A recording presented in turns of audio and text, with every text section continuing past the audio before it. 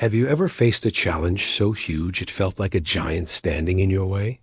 We all have our own Goliaths, those overwhelming problems, intimidating goals, or crippling fears that seem impossible to conquer. It's easy to feel small and powerless in those moments. But today, I want to share a different perspective, one drawn from one of the most famous underdog stories ever told, David and Goliath. When the Israelite army saw Goliath, they saw an unbeatable giant. They saw his towering height, his heavy armor, his massive spear. They focused on the size of their problem, and they were paralyzed by fear. But when a young shepherd boy named David looked at Goliath, he saw something entirely different. He didn't fixate on the giant's size. He focused on the size of his God. David's famous words weren't about his own strength. He declared, "You come against me with sword and spear and javelin, but I come against you in the name of the Lord Almighty." His confidence wasn't in himself, but in a power far greater than any giant. This is our first lesson. Shift your focus. When we magnify our problems, our faith shrinks. But when we magnify our faith, our problems shrink. Instead of staring at the giant in front of you and listing all the reasons you can't win, try focusing on the greatness of God. Remember the times He has been faithful in the past. This shift in perspective doesn't make the giant disappear, but it changes your position. You're no longer cowering at its feet. You're standing on solid ground, backed by an unstoppable force. Now, as David stepped forward, not everyone was cheering him on. In fact, his own brother, Eliab, was one of his harshest critics.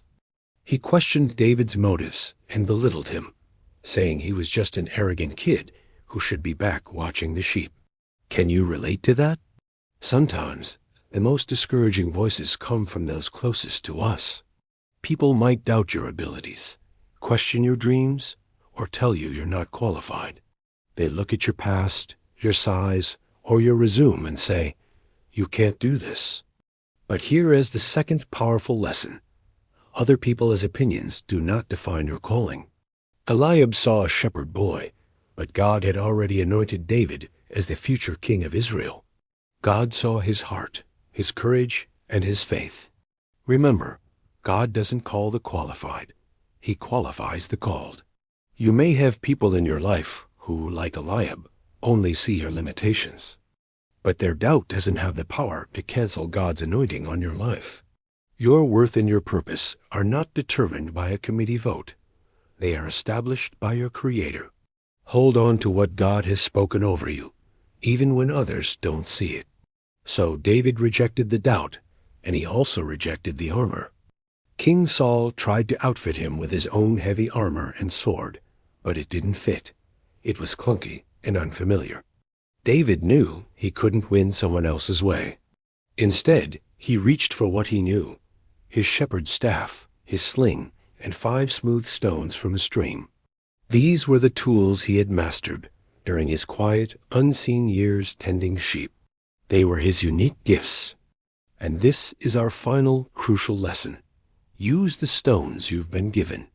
We often look at others and wish we had their talents, their resources, or their opportunities.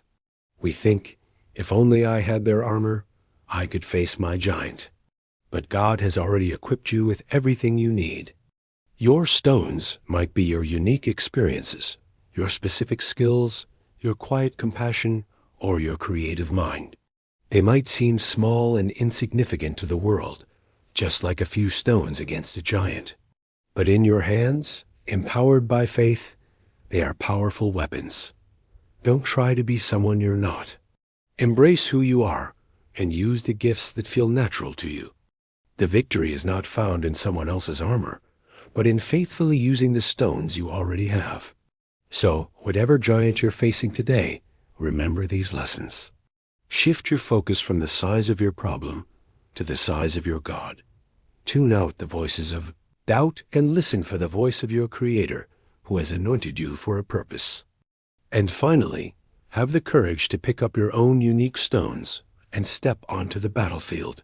You might feel like just a shepherd, but with faith, you have everything you need to see your giant fall. Thanks so much for watching. If this message encouraged you, please give it a like and consider subscribing for more content. I'd love to hear in the comments what stones you feel God has given you. Take care, and I'll see you in the next video.